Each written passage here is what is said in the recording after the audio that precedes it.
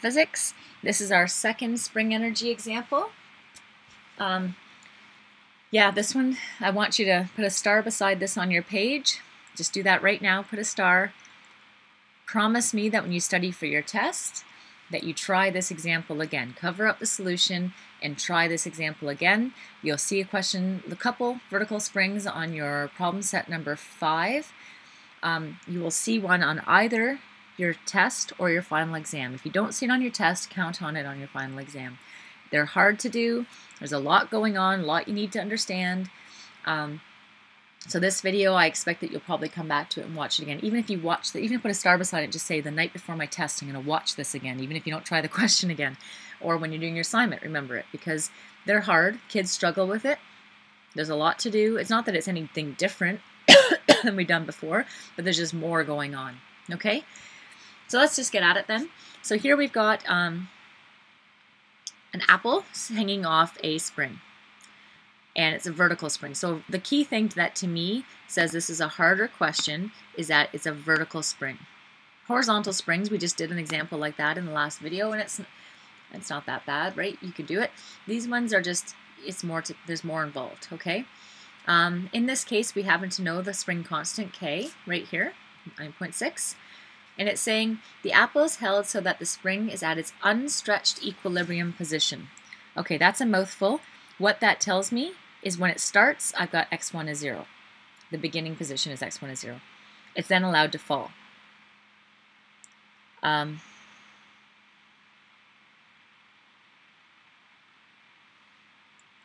don't know why it says neglect its kinetic energy. I'm just going to cross that out. But you can neglect the mass of the spring. Oh, I guess that means the spring itself's kinetic. Yeah, okay. That means neglect the spring's kinetic energy. We always only deal with these questions worrying only about the apple or the thing hanging off it. We pretend that the spring itself is massless. And trust me, if you get to doing that in physics in university, it's a lot harder. You can just imagine the whole thing changes. We're dealing with just the apple, okay? It's attached to a spring, but we're not pretending the spring itself has no mass. Okay.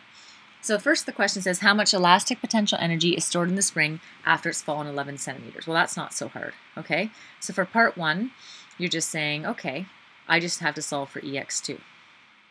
So EX2, because I'm calling 1, by the way, I'm calling 1 the start position, okay? So after it's 11 centimeters, that means X is 0.11. This data I'm only applying to part B, by the way, okay? And you just sub in numbers and solve for EX2. It's actually not very hard, okay? So this is not a, we have enough information, we don't need to use conservation of energy. It's just saying sub into the elastic energies. So that's easy, okay? Part B, when I told you in the last video, when you're looking for speed, it generally means you have to apply conservation of energy, okay? And so we shall. And that's what this data right here is for. This data is here, so we're ready for part B. It's not really part of part A. Okay, so let's go. In part A, we're looking for the speed when it's traveled. I'm going to jump for a bit here, so be patient, okay? When you want to write this, just pause, but I'm just going to jump up for a second here. We want to find the speed after it's fallen 15 centimeters. So we're looking for V2. We know that X2 is 0.15. Just to make it very clear, we're not concerning ourselves. This, like part B, is a complete separate question from part A. They're not related, okay, except they have some of the same givens. What we do know is we know that it starts at 0. It has a height of 15.15 meters or 15 centimeters. This is important, right? The reason is after it's dropped from its equilibrium position, 15 centimeters, then down here the height is 0, because we always say the lower height is 0, right? So here the height's 0. See how they interchange? X1 is 0 up here because there's no stretch.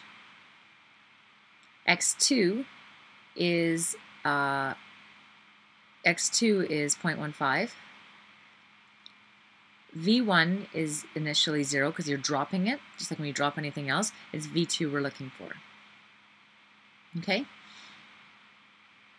If you want to really have some fun, imagine that it's compressed a bit before you drop it. Just think about maybe seeing that on your assignment and what you'll do differently. But anyway, let's just get through this one. So here's, we know all the givens, and let's talk about what the energy transformation is. You know, this is how you should always start your problems, right? Always start your problems ET1 equals ET2, list all the energy types, and then think about, well, what's really going on? At the top, it's only got gravitational potential because it's not stretched or compressed at all. It's just got gravitational, and that's got to turn into kinetic energy and spring energy. Okay? No mention of friction. In these vertical springs, there's never friction, so that's no friction at the end. It's got speed at 15 centimeters, and it's got spring energy still, probably. So this is what the equation becomes. Okay?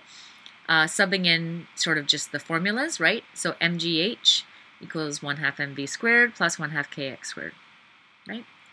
So this is the spring and kinetic energy at the end, and this is the initial gravitational. So rearranging this formula, then it's not really that hard, right? You rearrange the formula, solve for V2. That's all I'm doing. Looks like a lot, but you're smart people. You can do that. And you end up with 0.9 meters per second. So what I'm saying is, after it's dropped 15 centimeters, how fast is it going? And that's how you figure it out. You just look at it as an energy transformation. I'll let you write that down and think it through. Please pause it, but I'm going to jump to part C. Okay, where does the maximum speed occur?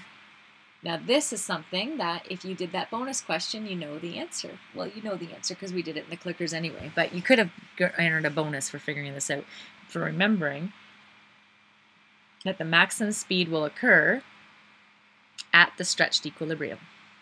Okay? You do that, and the maximum speed is going to occur when you've got balanced forces. It's not accelerating anymore. So if the forces are balanced on it, if the up force equals the down force, which means gravity force equals the spring force, then the acceleration is 0, so it's not speeding up anywhere, right? So you solve for the stretched equilibrium, and so the fastest point occurs at 10 centimeters. At 10 centimeters of stretch, okay? And it makes sense because it's not 2 meters or something, or 17 meters or something like that. So in part D, it asks us to find, well, what is the maximum speed of the spring? So a good test question maybe could be, what is the maximum speed of the spring? Without asking you this question first, right? You just have to figure out that this is where it happens, and then you figure out that stuff. So it'd be tough, but I could do that. So in this question then, I'm just doing the same, the conservation of energy, but I'm solving for V2, where x2 is 10 centimeters, and that will give me my maximum speed. So my maximum speed occurs at the stretched equilibrium. So you do, look at, this is exactly the same as the last part. If you're smart, you won't copy this, you'll just try it on your own right now and check your answer, okay? But, you know, here's all the givens. It is important to be able to work through this algebra, right? So it's still starting at x1 is 0, x2 is 10 centimeters, that's where we have the fastest speed, what we're looking for. We know the mass hasn't changed. Again, the initial height is 10 centimeters and the bottom height 0, and we want to find V2. So just going through that process, the maximum speed of this spring system is 1 meter per second. Okay? Which we don't know if that makes sense. It's a reasonable number that, you know, an apple on a spring, about 1 meter per second sounds about right. And certainly if this number is smaller than that'd suck if this answer was smaller than the first speed we calculated, which was, I'm jumping here, the first speed we calculated was 0.9. So if we had a number that, you know, if this was 2 and we solved for 1 here, well then I guess we'd have some trouble. But we didn't, right? So let's just say that's a good answer. Makes sense. Now E is the hard one, finding the maximum stretch. How far down will this thing go? Okay, and again, it's all conservation of energy. Excuse me.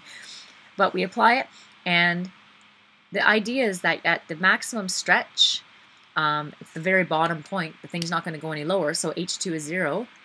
I'm going to call XM for maximum stretch. That'll be my X2.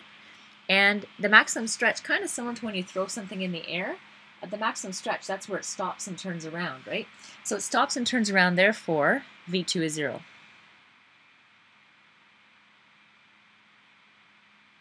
Okay? Now you just go through the process. Pretty sure you've got an assignment question exact same as this, but it's harder It's harder, and I'll help you with it in class, but you should struggle with it yourself a little bit. But it's harder because the thing is compressed first. And that just makes it means you have to use quadratic formula. So you're welcome. That'll be fun. Anyway, so notice that there's no kinetic energy at the start or the finish. So because it's dropped, right? So there's no speed to start and there's no speed to finish because that's where it turns around. All that happens is all the gravitational potential energy becomes spring energy. So, same thing. Always start with those same two lines. Figure out what energies actually are involved. Then sub in the numbers you know, right? H1. Here's the thing. I guess I should say this. Make a big note of this. H1, we don't know H1. We just know that if it starts here, it ends here, the height that this is above will be the maximum stretch. We don't know what that number is. That's what we're solving for, right? But that's how you do it.